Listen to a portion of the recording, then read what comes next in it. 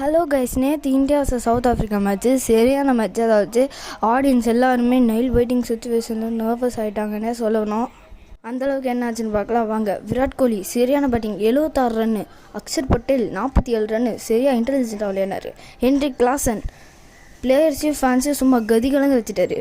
பும்ரா சரியான கம்பேக் கொடுத்தாரு. அவர் இருந்ததுனால தான் மேட்சே கொஞ்சம் அப்படி இப்படின்னு போச்சு. ஹர்திக் பாண்டியா லாஸ்ட் ஓவர் கண்ணில் ஊற்றிக்கிற மாதிரி இருந்துச்சு. சரியான ஓவர் லாஸ்ட் ஓவர். அது மட்டுமா, அந்த லாஸ்ட் ஓவரில் ஒரு கேட்ச் பிடிச்சாரு பாரு சூரியகுமார் யாதவ்.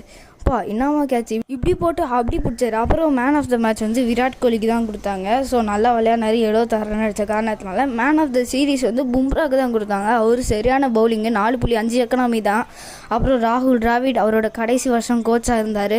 அதுக்கப்புறம் இன்னொரு சேடான நியூஸு, விராட் கோலி அவரோட T20 வேர்ல்டு கப்பில் இருந்து விலகுறேன்னு சொல்லிட்டாரு. அதுக்கப்புறம் இந்தியா T20 ஃபைனல்ஸை சும்மா மாசாக ஜெயிச்சிருக்காங்க.